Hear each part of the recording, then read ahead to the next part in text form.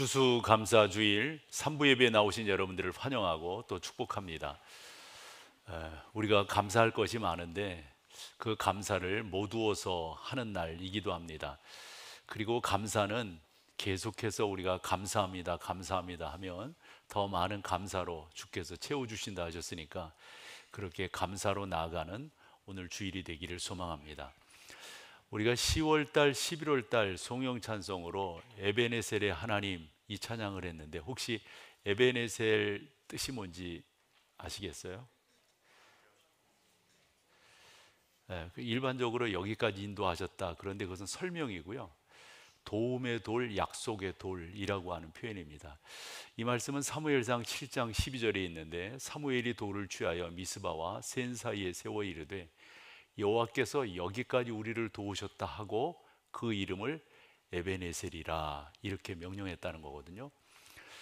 그런데 우리 가운데는 에베네셀의 하나님이 참 많지 않습니까? 그 하나님이 오늘도 우리의 예배의 주인이시니까요.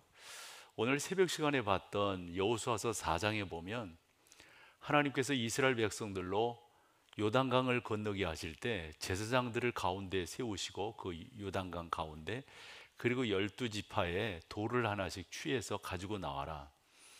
그래서 4장 이 뒷부분에 보면은 돌 단을 쌓는 그런 경우를 보거든요.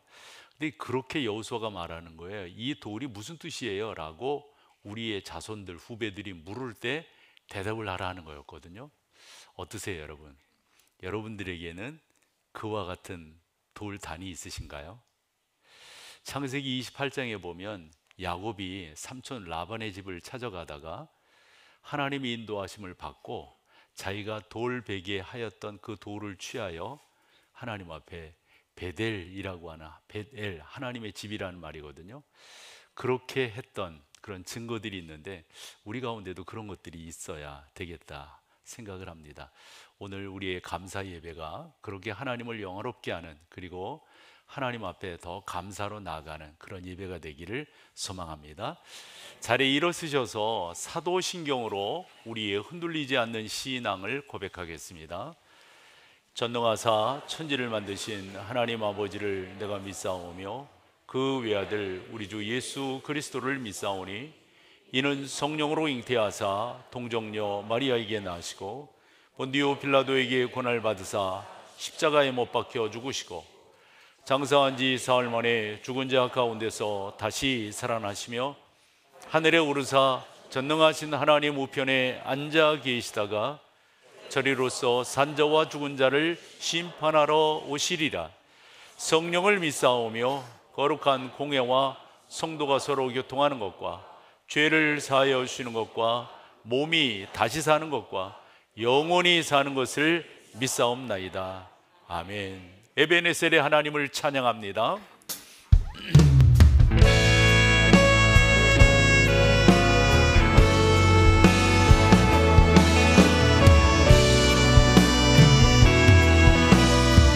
감사하신 하나님, 감사하신 하나님, 에베네셀 하나님, 살아계신 하나님, 에베네셀 하나님, 여기까지 인도하셨네. 여기까지 인도하셨네. 감사하신 하나님, 할렐루야. 여기까지 인도하셨네. 살아계신 하나님, 감사하신 하나님, 에베네셀 하나님,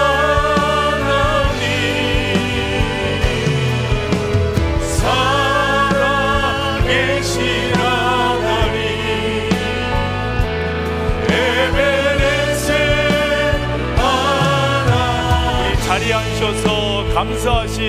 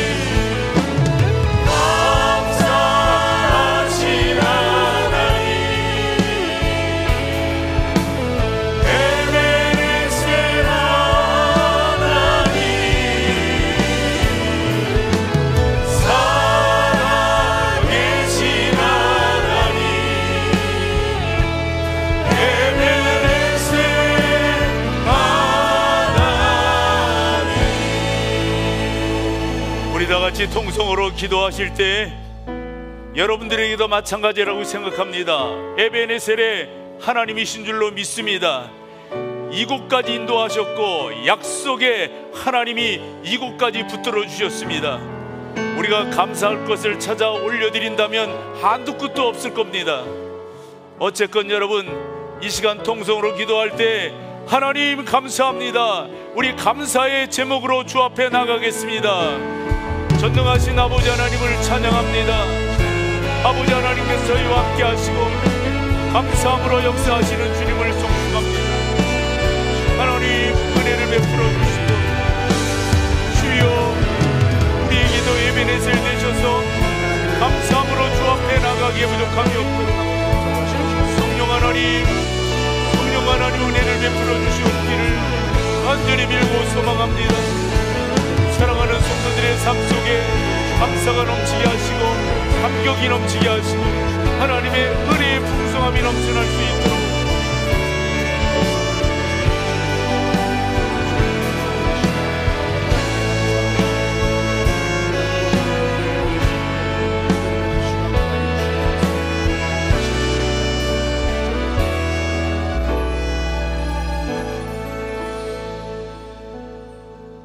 사랑과 은혜가 풍성하신 하나님 아버지, 오늘도 거룩하고 복된 날을 주셔서 갈급한 심령으로 예배드리게 하심을 감사합니다. 우리의 삶에 하나님보다 앞선 모든 것을 내려놓고 왕이신 하나님만 예배하는 시간 되게 하여 주시옵소서. 이곳에 함께 계시는 주님께 감사하며 하나님을 영화롭게 하는 예배자가 되기를 소망합니다. 오늘은 추수감사주일입니다. 금년 한 해 동안 저희들의 믿음과 일터, 가정과 건강을 지켜주심에 감사합니다. 때를 따라 이른 비와 늦은 비를 주시는 주님을 바라보며 주님의 성품을 닮아가기를 소망합니다. 우리의 인격이 깨끗한 그릇이 되어 주님께 쓰임받을 수 있기를 간구합니다. 다시 오실 주님을 고대하며 십자가와 부활의 소망을 이웃에게 증언하는 빛의 자녀로 살아갈 수 있도록 은혜를 베풀어 주시옵소서.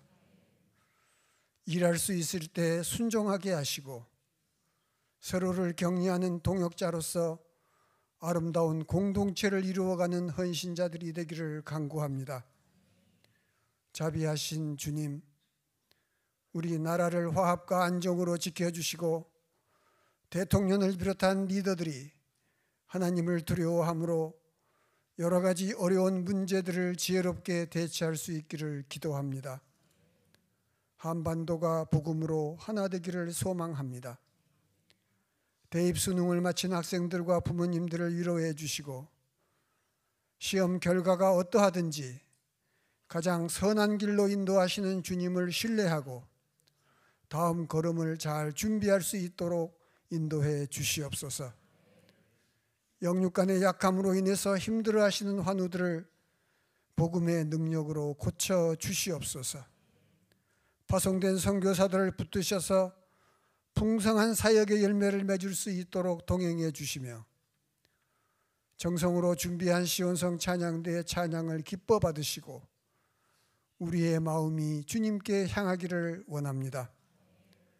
말씀을 선포하시는 담임 목사님 성령 충만케 하시어 말씀을 듣는 저희들이 이웃에게 겸손과 사랑으로 대하게 하시며 범사에 감사하며 살아갈 수 있도록 성령 충만케 하여 주시옵소서. 오늘도 예배와 주님의 나라를 위해서 여러 모양으로 헌신하시는 분들에게 합당한 은혜를 주시옵소서. 살아계신 예수님의 이름으로 기도드리옵나이다. 아멘.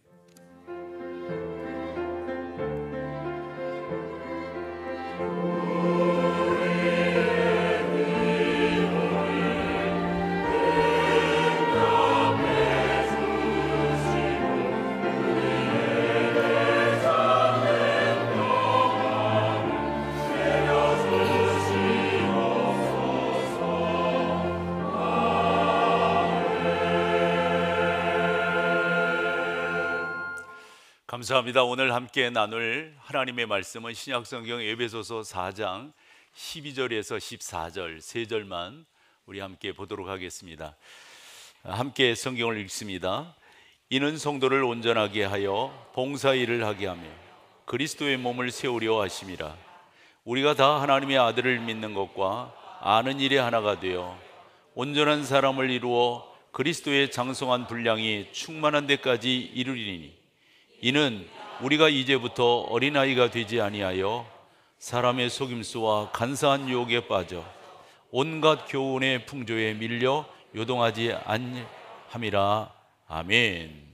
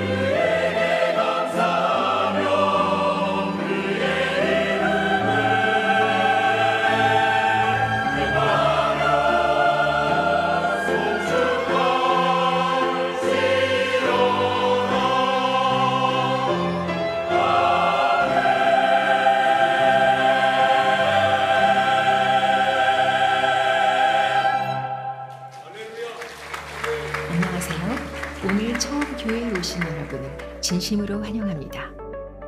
예배로 승리하는 목동제일교회 11월 16일 소식입니다. 오늘은 추수감사주일입니다. 한 해 동안 성실하게 돌보시고 인도하신 하나님의 은혜에 감사하는 예배 되길 소망합니다. 첫 소식은 어머니 기도의 안내입니다. 나에게 부르짖어라 돌아오라 사랑하는 자여 두려워하지 말고 나의 영을 부어주노라 지금 내게로 돌아오라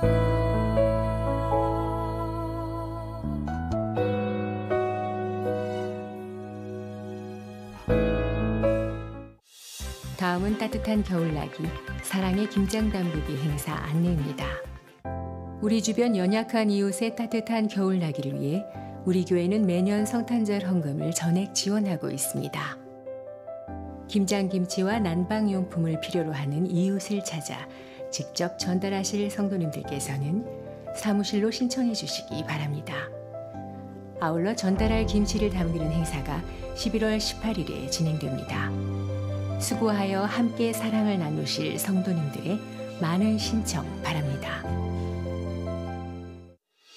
다음은 연무대 교회 위문예배 스케치입니다.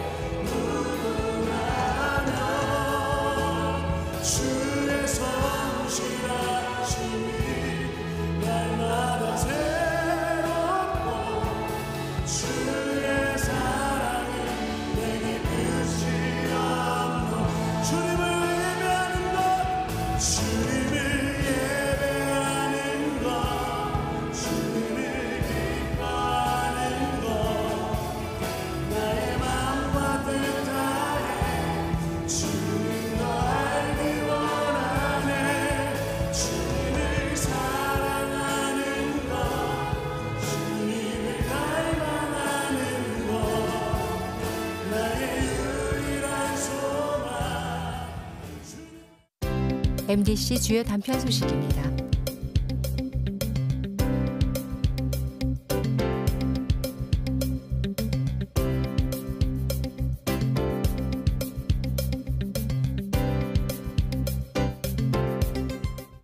살아계신 하나님과 함께하니 이제 목사는 이렇게 절기라든가 때를 만나면 어떤 설교를 해야 될 건가라는 것을 구상을 하고 그것을 진행시켜 나가는데요.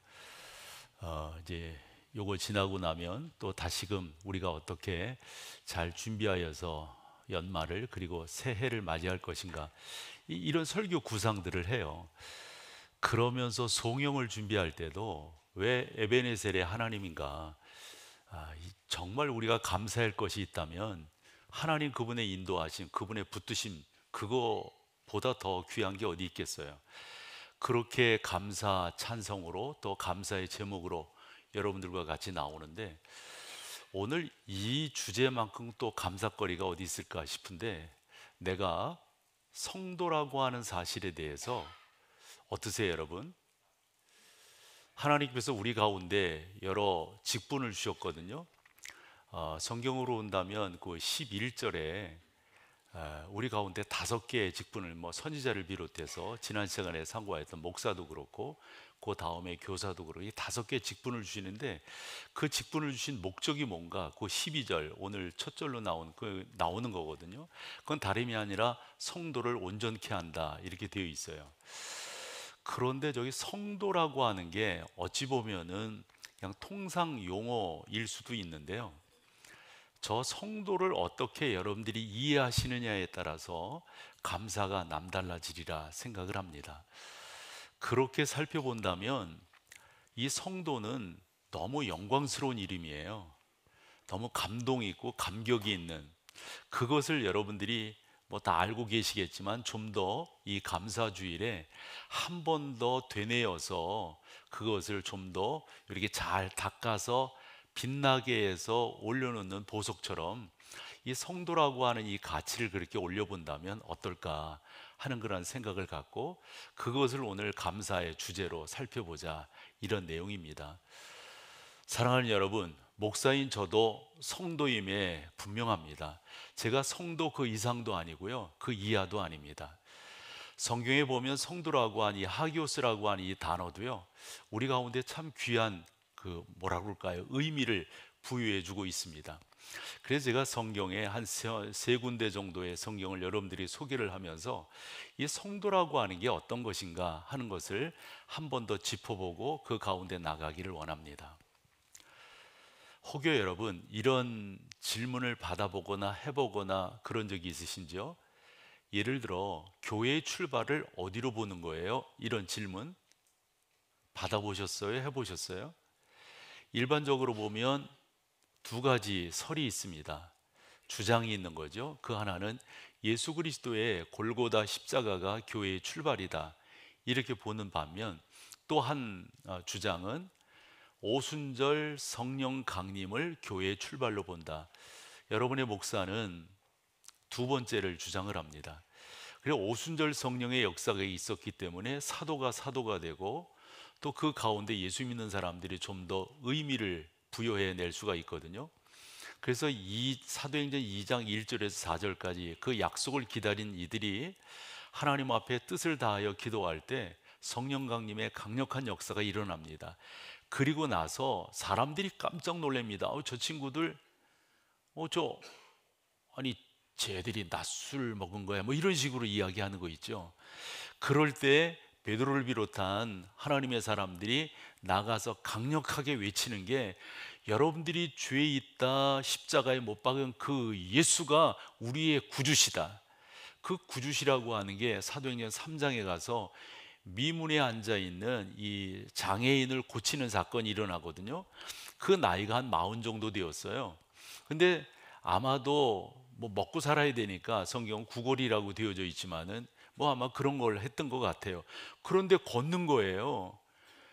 사람들이 그냥 깜짝 놀래가 너 이제 가짜였단 말이야 막 이러면서, 그때 이 사람이 뭐야? 아니라고 우리 부모가 증명한다고. 그랬더니 사람들이 그것도 안 믿는 거예요. 그때 이 사람이 뭐라고 말하냐면 저들이 나를 고쳤다 그래. 저들은 누굴까요? 사도들을 말합니다. 그래서 사람들이 사도들한테 가는 거예요. 너 이거 어떻게 고쳤어? 그때 베드로가 뭐라고 말합니까? 왜 우리에게 주목하느냐? 왜 우리에게? 우리가 고친 것이 아니라 당신들이 얼마 전에 죄 있다 십자가에 못 박은 누가? 예수가 저를 고쳤다. 이러면서 교회가 놀랍게 부흥하게 됩니다. 그래서 교회의 부흥을 보면 사도행전 2장 말미와 4장 그리고 5장 그 뒷부분, 이 5장 뒷부분에서는 이제 위에서는 아나니아와 삽비라 사건이 있고 그 다음에는 이제 사도들이 관가에 갇혀서 그 고초를 겪는 게 나오거든요. 근데 여러분 아나니아와 삽비라 사건도 교회가 이 부흥하고 있다. 그러면서 깨닫게 되는 게 교회는 지금이나 예적이나 지금이나 다 문제가 있다라고 하는 걸 알게 된다고요. 또 6장에 가보면 또 문제가 생기잖아요. 그게 뭐였어요? 구제 때문에 문제가 생긴다고요. 해서 헬라파 유대인들이 그 히브리파 사람들에게 막 속되게 따지고 드는 거예요. 왜 우리를 그렇게 열애시키느냐?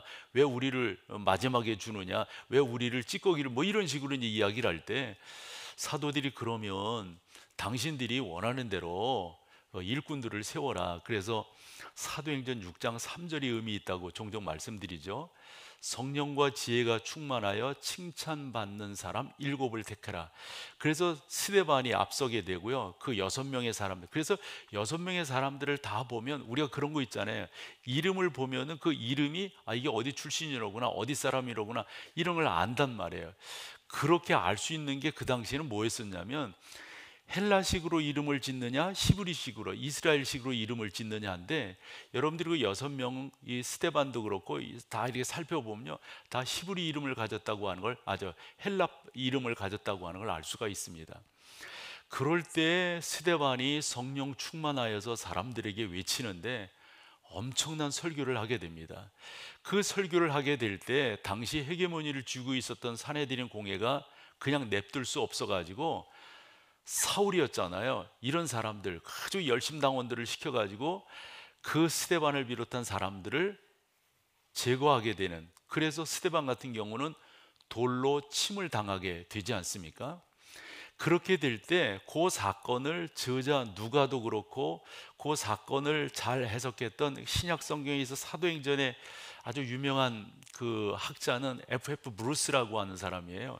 이 F.F. 브루스가 그 사건을 어떤 식으로 설명을 했냐면, 마치 모닥불이 이렇게 타고 있는데, 우리 캠프파이어 그런 거 해보잖아요. 그렇게 타고 있는 그 모닥불을 긴 장대, 뭐 작대기 같은 걸로 빵 치면 어떻게 됩니까? 그 불이 팍 튀어나가잖아요. 스데반의 일로 그로 인해서 또 다른 사람들에게 막 억압하고 그럴 때 마치 불이 튀어나가듯이 사람들이 각처로 나가서 이제 신앙생활을 하게 되었다 하는 그런 내용입니다. 그렇게 되었을 때 원치 않는 일들이 벌어지니까 이 사내들인 공회에서는 어떤 일을 했냐면, 그렇게 흩어져서 신앙생활을 한다고 하는 흔히 그 히브리파 기독인들을 잡아와라 이렇게 이야기하는 거예요. 그렇게 해서 잡으러 다닐 때 대표적인 사람이 누구였습니까? 사울, 바울 되기 전에 사울이었습니다. 그 사울이 대제사장의 도장 찍힌 것을 딱 받아가지고 잡으려고 다메섹, 다마스커스 쪽으로, 이 시리아의 수도죠, 거기를 향해 가다가 이 양반이 예수 그리스도를 영적으로 만나게 되는 거예요. 갑자기 하늘에서 강한 빛이 이 바울에게, 사울이었죠, 비치게 되고 하늘에서 소리 있어 가라사대 사울아 사울아, 깜짝 놀라는 거예요. 누가 내 이름을 부른단 말이냐. 그것도 하늘로부터 들리는 거예요. 누구십니까? 그때 또 소리 있어 말씀하시기를, 나는 내가 핍박하는 예수라. 사울은 그렇게 말했을지도 몰라요. 나 예수 핍박한 적이 없는데, 어찌한 적이 없는데. 근데 여러분, 그 말씀의 의미를 여러분 아시겠죠? 그렇게 될 때 사울이 그 자리에서 꼬꾸라집니다. 강한 빛을 본 데다가, 그리고 그 음성, 그리고 이제까지 자기가 주장했던 이게 뭔가, 그 사람을 없애야 된다고 생각하고 그를 따르는 추종자들을 아주 싹 쓸어야 된다고 생각을 했는데, 이게 뭔가, 그러면서 그가 식음을 전폐하게 됩니다. 아무것도 먹지 못해. 그러면서 한 3일 정도가 흘렀던 것 같아요. 그때 성령 하나님께서 그곳에 살고 있는 아나니아라고 하는, 그 당시에 보면 선지자라고 표현되어 있어요. 선지자에게 명령을 내립니다. 너 직가라고 하는 거리에 가면 거기에 이런 일로 꼼짝 못하고 있는 사람이 있는데 너 그가 가서 안수해라, 이렇게 나와요. 그랬더니 이 아나니아라고 하는 사람이 뭐라는 거예요? 아니, 어떻게 내가 그 사람에 대해서 안수를 해요? 그냥 깜짝 놀래가지고.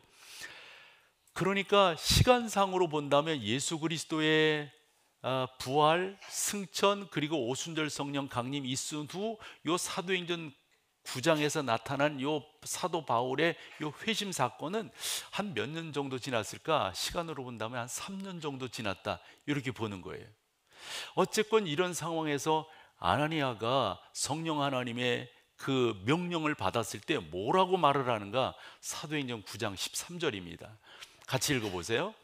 아나니아가 대답하되, 주여, 이 사람에 대하여 내가 여러 사람에게 들어싸운즉 그가 예루살렘에서 주의 성도에게 적지 않은 해를, 예루살렘에 예수 믿는 사람을 한마디로 뭐라고 표현합니까? 성도라고 표현을 합니다. 이게 처음 나오는 표현이에요, 성경에서. 성도. 그러면 성도가 뭔데요? 성도가. 그래서 성도란 뭔가라고 하는 것을 그 다음 절에 설명을 합니다. 14절인데, 여기서도 주의 이름을 부르는 모든 사람을 결박할 권한을, 그 대제사장이 도장 받아가지고 온 거 아니에요? 체포영장 가지고. 근데 앞에서는 성도라고 말했는데 그 뒤에서는 아나니아가 조금 설명을 해요. 설명을. 뭐라고요? 주의 이름을 부르는 모든 사람, 그 사람이 뭐라는 거예요? 여러분들은 주의 이름을 부르는 분들이십니까? 아닙니까? 왜 이렇게 대답이? 당연하죠. 여러분들이 다 주의 이름을 부르는 분들이시죠. 그러면 여러분들은 성도이세요? 아닌 거예요? 여러분, 이 이름이 보통 이름이 아니란 말이에요. 이게 감사거리가 안 된다면 뭐가 감사거리가 되겠어요? 이것만큼 중요한 감사가 없다고요. 성경 또 한 군데를 소개하면, 아까는 3년 정도 지났지만 사도 바울이 고린도서를 기록할 때는 어느 정도 되었을까? 그건 한 30년 정도 지났다라고 보는 거거든요. 이런 상태에서 바울이 고린도 교회에 어떤 표현을 쓰냐면 고린도전서 1장 2절입니다. 같이 한번 읽어보시죠. 고린도에 있는 하나님의 교회 곧 그리스도 예수 안에서 거룩하여지고 성도라 부르심을 받은 자들과 또 각처에서 우리의 주 곧 그들과 아멘. 그래서 보면 여기서 성도라고 하는 표현이 나오는데 그 뒤에 뭐라고 또 나와요? 그 성도는 뭐라고요? 우리의 주 되신 예수 그리스도의 이름을 부르는 모든 자들이란 말이에요.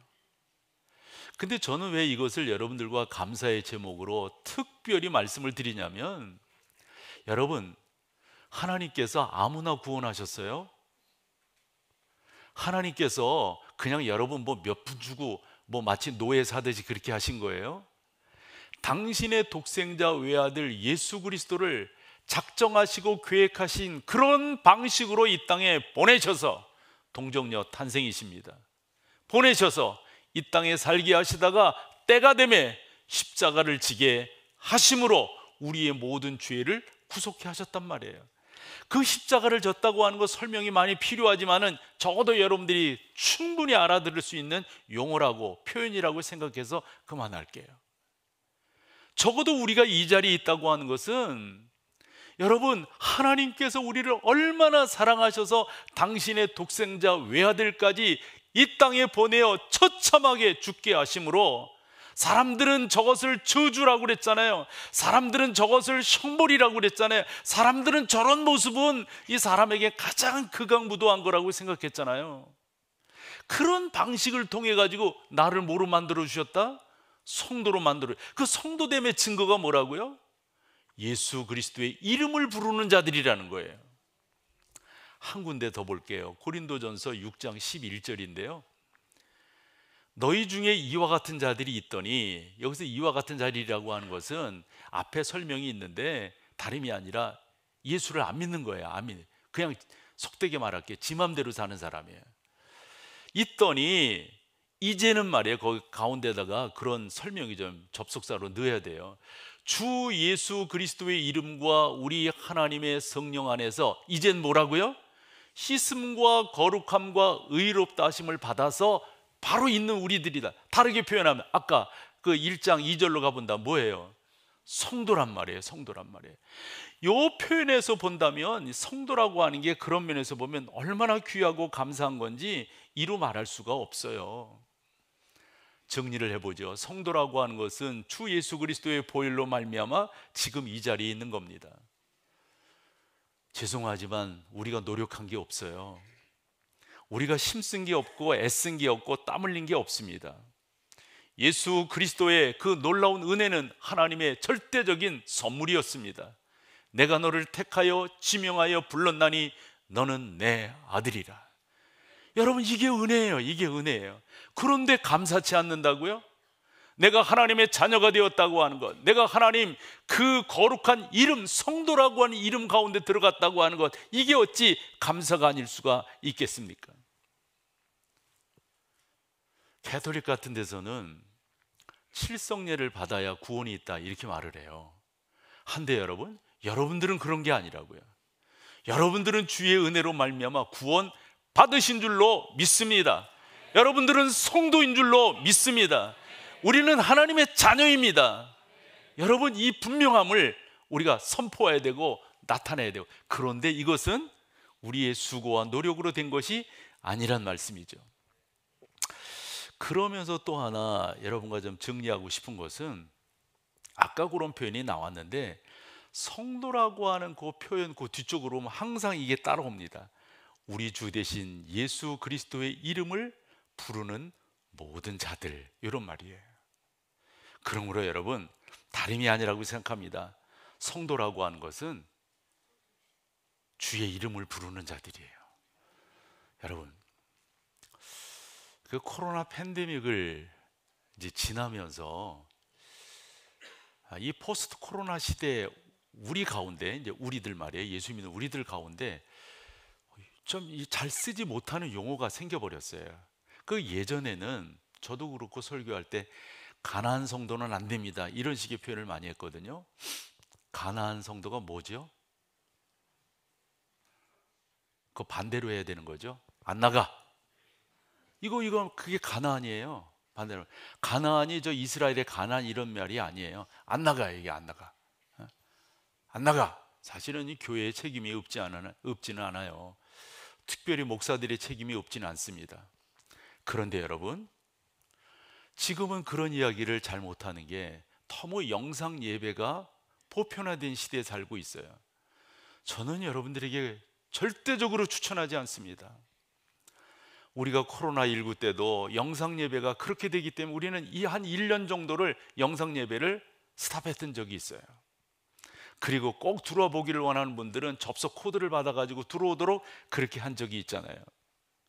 다름이 아니라 성도라고 한다면 이렇게 공동체로 모여서 주의 이름을 부르는 자들, 주 예수의 구원자 되심과 주 예수의 구속하심과 주 예수의 주인 되심을 마음껏 찬양하며 나가는 그런 사람들이 우리 가운데 있으므로 그것이 바로 성도이고 그것이 바로 우리의 감사의 조건이 되어진다 하는 겁니다. 사랑하는 여러분, 예배 없이 믿는다? 나는 인정할 수 없어요. 우리가 이렇게 하나님 앞에 예배하는 이 예배자가 된다고 하는 것만큼 중요한 게 없어요. 여러분, 설교 노트 1번 성도란 그랬고 4번 한번 읽어볼래요? 반가로 4번 같이 읽어보죠. 성도됨의 증거는 바로 예배자가 되는 겁니다, 그랬어요. 여러분들이 다 뭐 예배자가 된다고 하는 걸 모르실 리가 없어서 이런 식으로 여러분들의 예배자됨을 환기시켜 볼게요. 제가 이렇게 자료 검색도 해보고 이러다 보니까 이게 눈에 딱 띄는 게 있어요. 그게 뭐냐면 지금요, 요즘 대형 기도원들이 문을 닫고 있습니다 라는 그런 기사를 보게 되는 거예요. 대형 기도원 대표적인 게 어디 있겠어요? 뭐 거기 전 수원 사람이니까 뭐 신돌산 그 다음에 뭐 있지? 뭐 있어요. 금방 또 생각이 안 나네요. 뭐 그런 기도원들이 있다고요. 문을 닫고 있다는 거예요. 여러분, 뭐 제 기준으로 이야기해 볼게요. 우리가 어릴 때 이렇게 20대 때 이렇게 보면은 꽤 되는 분들이 여름철 휴가를 기도원으로 가곤 그러셨어요. 은혜 받아야 된다고. 그래서 갔다 온 게 표시가 딱 나요. 목이 쉬어 있어.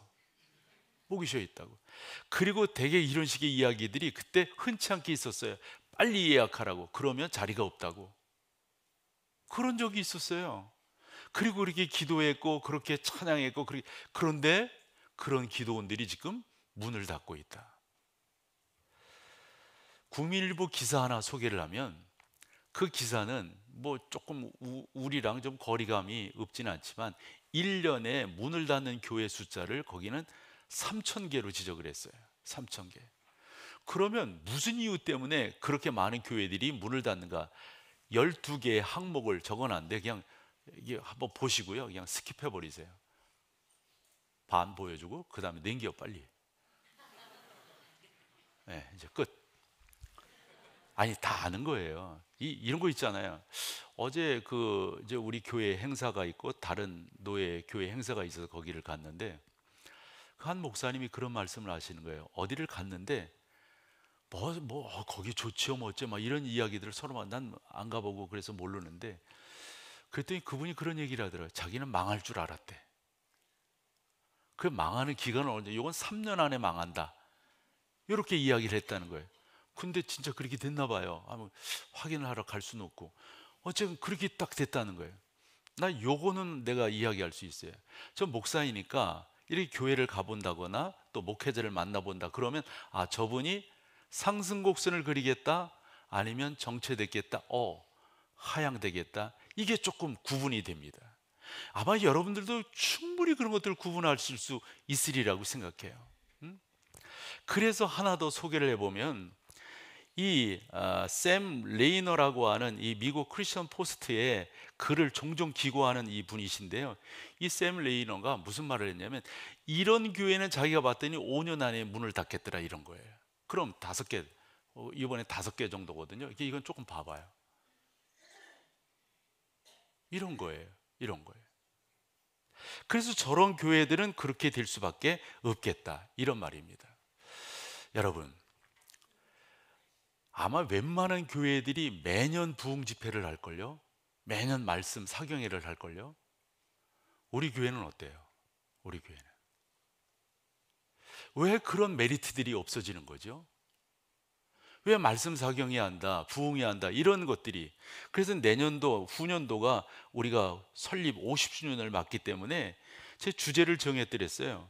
다시 주의 말씀 앞으로, 또는 다음 신년을 향하여, 이런 주제를 가지고 정말 여러분들에게 은혜를 끼칠 만한 그런 강사를 지금 섭외하고 있단 말씀이죠. 그런데 왜 이런 것들이 식어지는 거예요? 이유가 어디 있는 거예요? 왜 우리의 예배가 약화되는 거냐고요? 저는 다른 게 아니라고 생각해요. 적어도 내가 성도라고 하는 정체성을 분명히 한다면, 여러분 이거 확실한 거 아닐까요? 당연히 예배자로 쓰는 거 아닐까요? 당연히 하나님 앞에 온전함으로 나가는 거 아닐까요? 그래서 성경이 말씀하고 있어요. 저보고 당신이 목사라고 한다면, 당신이 전도자이고, 당신이 복음 전하는 자이고, 당신이 그런 사람이라고 한다면 이렇게 성도를 세워야 된다. 어떻게? 온전케 하라. 이게 온전케 하라. 어떻게? 봉사일을 하게 하라. 어떻게 해요? 그리스도의 몸을 좀 세워라. 몸을 세워라. 그게 12절인데요 같이 한번 우리 읽어볼까요? 같이 보시죠. 이는 성도를 온전하게 하여 봉사일을 하게 하며 그리스도의 몸을, 세 가지입니다. 세 가지. 사랑하는 여러분, 여러분들이 성도시라고 한다면 이것을 행하셔야 돼요. 행하셔야 돼요. 그래서 내가 하나님 앞에서 이런 모습, 이런 사람이 되어가도록 하는 게, 그게 무엇보다도 중요하다 하는 겁니다. 저는 우리 교회가 그런 교회가 되기를 소망하고요, 우리 교회는 이 복음적, 이 진리가 있는, 성경이 선포되는, 성경을 나누는 그런 예배가 살아있는 그런 교회가 되기를 축원합니다. 여러분 그걸 만들어 가셔야 돼요. 이거 목사만의 책임 아니에요. 여러분들이 그 길을 가셔야 돼요. 그래서 목사가 혹여 이렇게 갈 때 여러분들이 의식돼야 된다고요. 아, 우리 교인들 이러면 안 되지. 그러고 똑바로 갈 수 있도록 목사가. 저는 그러한 여러분들이 되시기를 간절히 소망합니다. 사랑하는 여러분, 뭔가를 이렇게 하다 보면 잘 안 되는 경우는 우리가 다 아는 것 중에 하나가 기초가 약하기 때문입니다. 아마 공부도 마찬가지고 운동도 마찬가지, 모두 다 마찬가지일걸요. 기초가 약하면요, 특별히 신앙생활도 마찬가지입니다. 기초가 약하니까. 이제 목사들 같은 경우는 이 친구가 어느 정도 가지고 있는가, 이렇게 보면 저 같은 경우는 몇 가지, 어떤 책 읽으셨어요? 요즘 뭐예요? 이렇게 물어보면 이게 나와요. 답이 나와요. 이 친구가 어느 정도의 지금 생각을 갖고 있고 어떤 다짐을, 어떠한 방향성을 향해 나가고 있는가, 이게 어느 정도 견지가 된단 말이에요. 성도 여러분들이 신앙생활을 옳게 하시기를 소망하는데, 바로 이런 기초가 잘 돼 있는, 그래서 나는 예수 그리스도 그 보혈로 말미암아 구원함을 얻은 하나님의 자녀다, 성도다, 이 분명한 이 정체성을 여러분들이 하고 간다면 저는 다름이 없다라고 생각해요. 그래서 여러분 한 번 더 보세요. 제 설교 노트 1번 성도란 그렇게 했고요, 4번 있잖아요. 4번 한 번 더 읽어보실까요? 4번 같이 읽어보세요. 성도됨의 증거는 바로 예배자가 되는 거예요. 예배자가 되는 거예요. 이제 목사인 저 같은 경우는 이제 다른 데는 왜 이렇게 되는가, 이런 것들을 연구를 해보잖아요. 예를 들어서 서구 교회는 왜 교회들이 하얀 곡선을 그리는가, 미주 교회들도 왜 그렇게 되는가, 이렇게 보면 제가 보기엔 첫 번째는 복음이 없어요. 복음이. 두 번째는 그 복음을 증거하려고 하는 교역자들이 너무 약해. 그러니까 안 되는 거예요. 이게 안 되는 거예요. 어쨌건 그럼에도 불구하고 한 5년 정도 되는 것 같습니다. 이 런던에 갔을 때 스폴전이 목회했던 그 교회를 가보게 되었어요. 이 목사들에게서 이 스폴전이라고 하는 분은 우리 그런 식의 이야기를 들었거든요. 밥은 굶더라도 그 돈으로 스폴전의 책을 사라. 그 정도로 목사들에게는 영향력이 있는 분이에요. 지금 사진으로 보는 저 교회는 런던 메트로폴리탄 타버나클 교회입니다.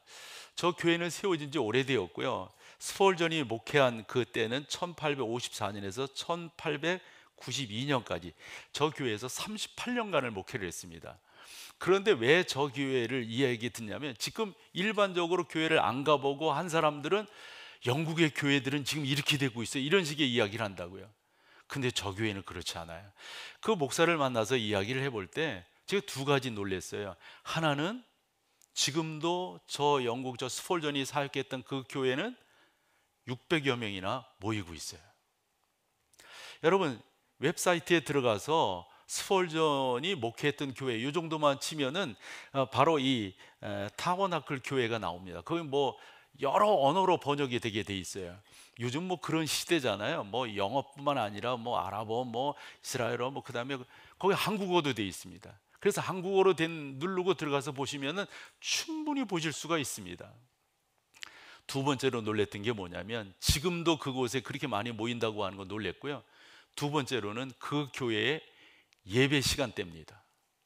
여러분, 상식적으로 들어서 아는 게 좀 있으시잖아요. 그런데 교회들은 일주일에 예배만 한 번 이런 식으로 이야기하잖아요. 그게 아니더라고요. 이 교회가 런던에서 이 정도로 모일 수 있는 것 맞아요. 스폴전이라고 하는 아주 훌륭한 선배 목사님이 계셨지만 그 뒤를 잇는 목사들이 너무도 잘하는 거예요. 뭐를 잘하느냐? 예배자를 되게 만드는 거예요. 그래서 제가 봤을 때 주일날도 예배를 3번을 하더라고요. 그 3번 하는 게 우리식으로 말하면 11시에 하고요, 오후 3시에 하고, 그리고 6시 30분에. 이건 여러분들이 들어가서 검색해 보시면 그대로 나옵니다. 뿐만 아니에요. 주중에 기도회를 하는데 월요일날 저녁 7시 반에서 8시 반까지 월요 기도회가 있습니다. 수요 성경 공부가 또 그 시간대에 있습니다. 영국에서 아마 이런 교회, 한인교회도 이렇게 안 해요. 한인교회도. 그러니까 사는 거예요. 그러니까. 사랑하는 여러분, 주일 한번 예배하고 살 수 있다? 주일 한번 예배하면서 평상시에는 성경 한번 안 보면서 하나님의 사람으로 성도로서 살 수 있다? 성도라고 한다면 아까 말씀드렸던 것처럼 주 예수 그리스도의 보혈로 말미암아 씻김을 받은 하나의 통칭이잖아요. 그 사람들의 특징을 봤더니 다 거기도 그렇고 다 뭐예요? 주 예수의 이름을 부르는 자들. 그 부른다라고 하는 것은 뭐 예수여 이런 거 아니잖아요. 그 예배잖아요. 예배. 하나님이 우리의 구원자라고 하는 이 분명한 사실을 믿음으로 고백하며 나아가는 그러한 은혜란 말이죠. 이렇게 여러분들이 신앙 안에서 옳게 세워진다면 오늘 13절에 말씀하고 있는 것처럼 당연히 여러분 장성한 분량에 이를 수 있습니다. 저 장성한 분량에 이른다고 하는 것은 그 다음 14절에 3가지를 하지 않는 거예요. 3가지에 흔들리지 않는 거예요. 이제부터 어린아이가 되지 않고 흔들리지 않는 건 뭡니까? 첫 번째, 사람의 속임수, 간사한 유혹, 그 다음에 온갖 교훈의 풍조에 요동치 않는 거예요. 이게 성도인 거예요. 그럼 그 성도는 어떻게 해서 저런 3가지에 흔들리지 않느냐? 간단합니다. 또 강조합니다. 예수 그리스도의 보혈로 내가 구속함을 입어서 그 은혜 가운데 들어갔다고 하는 이 분명한 사실을 고백하며 나아갈 때, 결론, 이런 난데 감사치 않을 수 있다고요? 이렇게 나를 부르셨는데 감사치 않을 수 있다고요? 사랑하는 여러분, 주께서 여러분들을 부르신 그 부름, 내가 성도라고 하는 이 귀한 은혜 가운데 있게 하신 주님을 찬양합니다. 그 하나님을 높여드립니다. 우리 다 같이 찬송 227장 1절, 장로님들 나오셔서 성찬상을 정리해 주세요. 1절만 찬양합니다.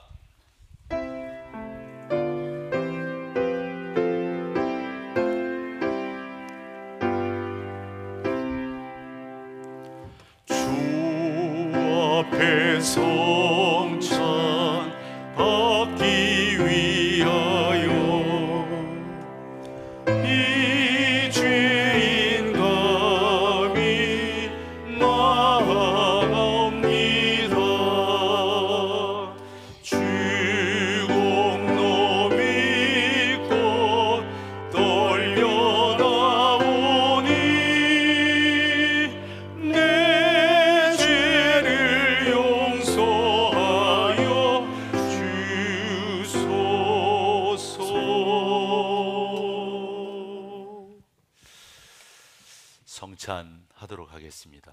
장로님도 그렇게 하시고 하나씩 가지시면 됩니다.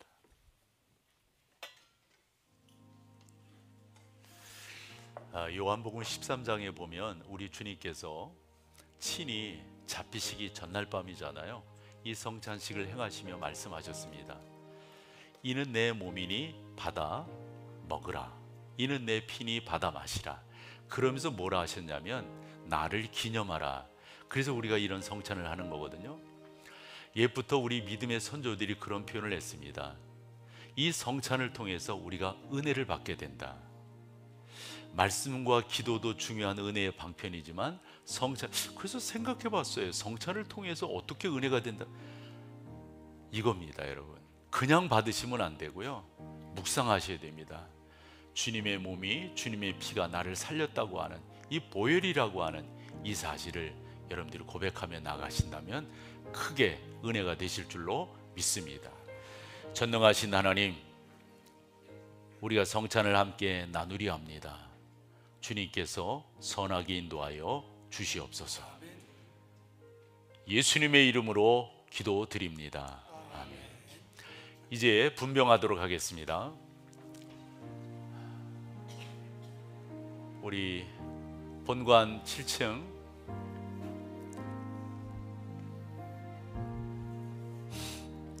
그리고 비전홀 4층 영상예배실에서도 성찬에 동참해 주세요.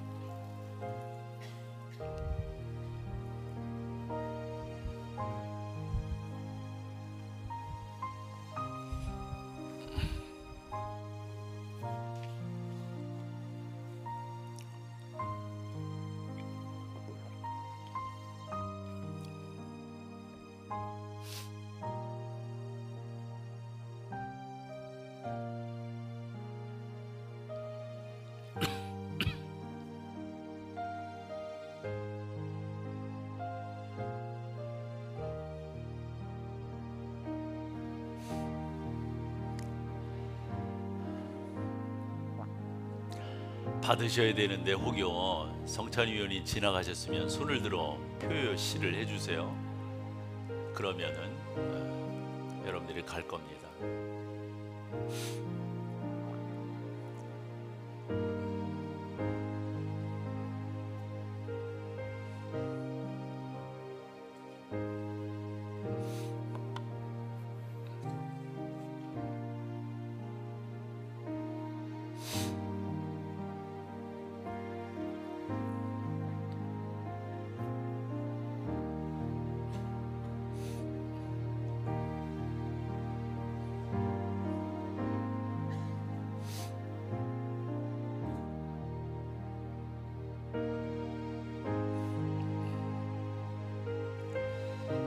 예수께서 이르시되 나는 생명의 떡이니 내게 오는 자는 결코 줄이지 아니할 터이요 나를 믿는 자는 영원히 목마르지 아니하리라.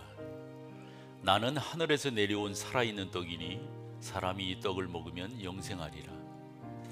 내가 줄 떡은 곧 세상의 생명을 위한 내 살이니라 하시니라.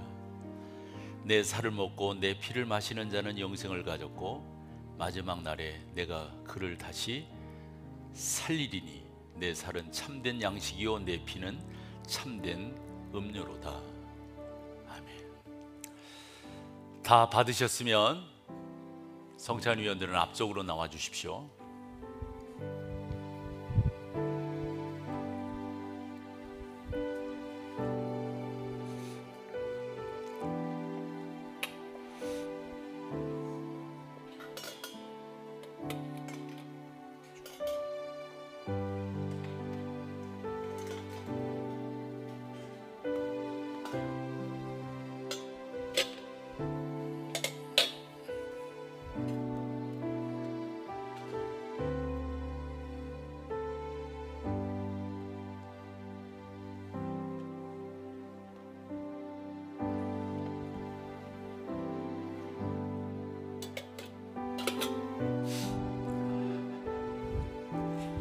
이제 분병하도록 하겠습니다. 분잔하도록 하겠습니다. 위원들은 또 잔을 가져주십시오.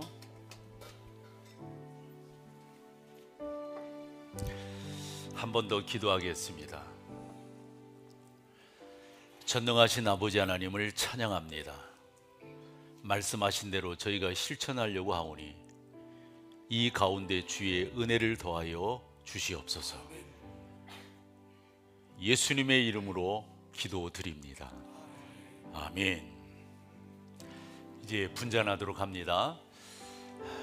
떡을 받으신 분들은 꼭 받으셔야 되고요. 그리고 일회용 잔이니까 사용하신 후 겹쳐서 양쪽 옆으로 놔두시면은 우리 성찬 위원들이 걷어갈 겁니다.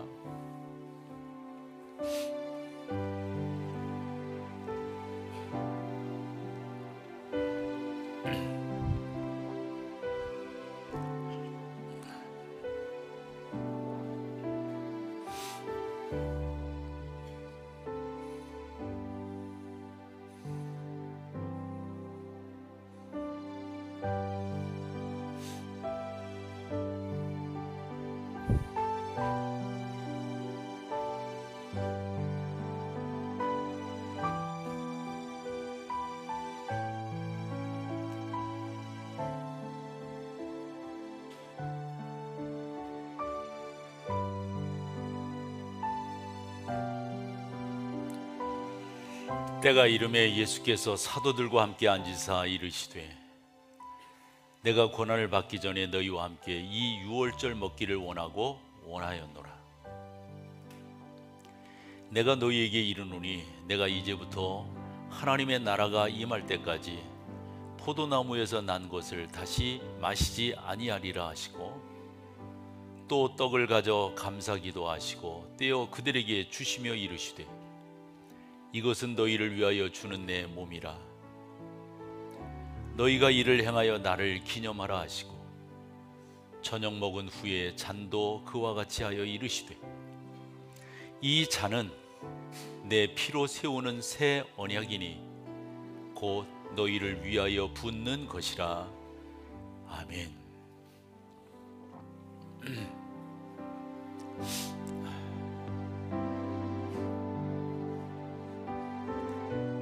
잔을 혹여 못 받으셨으면 표시를 해주시면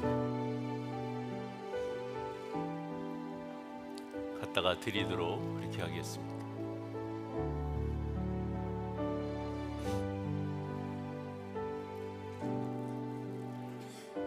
다 드셨나요? 그럼 성찬위원들은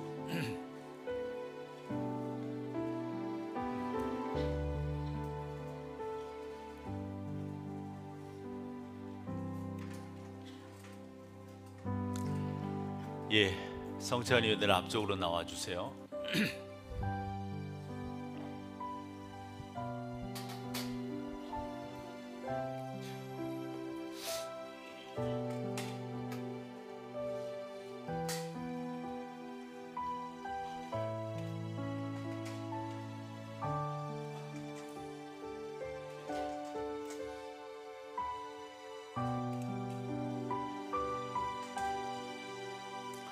한 번 더 여쭙겠습니다. 못 받으신 분이 계신가요?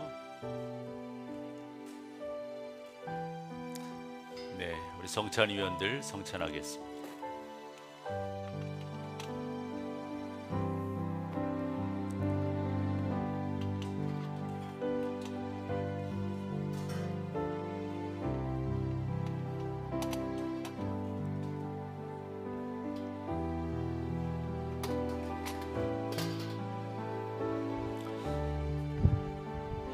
이제 찬송가 227장 마지막 절 하면서 우리 성찬위원들은 성찬포를 덮어주세요.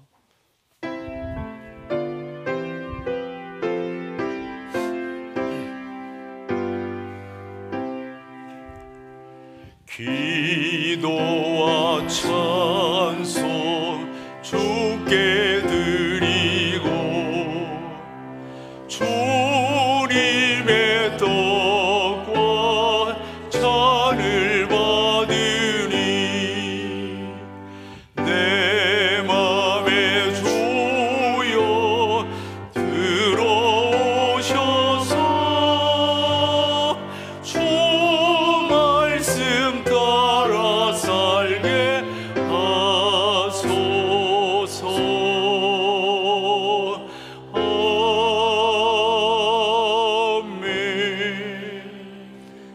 전능하신 아버지 하나님을 찬양합니다.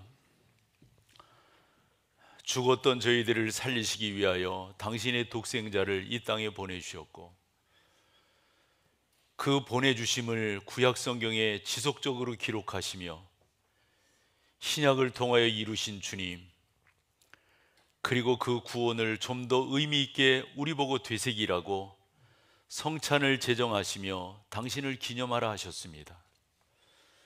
아버지 하나님, 우리는 천국을 믿는 하나님의 백성들입니다. 주 예수 그리스도의 보혈로 말미암아 우리가 하나님의 자녀, 즉 성도가 된 것을 믿습니다. 주님, 우리를 도우시고 주의 은혜로 덧입혀 주옵소서. 예수님의 이름으로 기도드립니다. 아멘. 자리에 일어나셔서 마지막 찬양으로 주 앞에 나갑니다.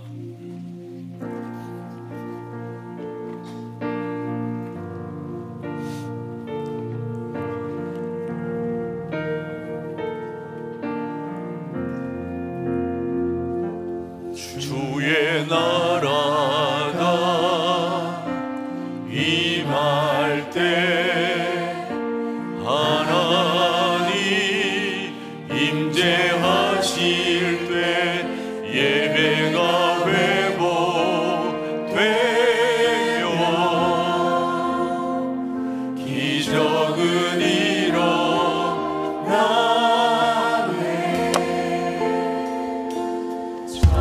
전능하신 주 영원하신 능력의 통치자 자유가 선포되어 주 백성 돌아오네. 하나님 나라 임하소서. 영광과 존귀 능력과 위엄 놀라운 사랑의 기적의 하나님 지금 이곳에 오소서. 주 높고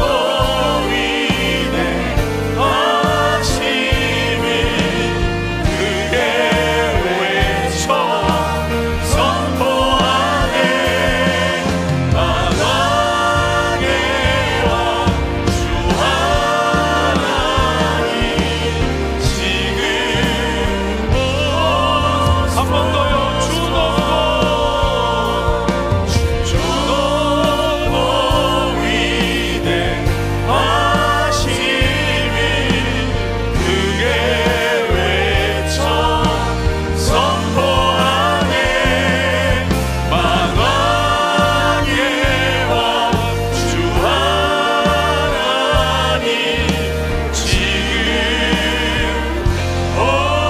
오소서. 우리 주 예수 그리스도의 놀라우신 은혜와 아버지 하나님의 그 크신 사랑하심과 성령 하나님의 인도하심이 귀한 믿음의 성도들 가운데 이제로부터 영원토록 함께 계실지어다. 아멘.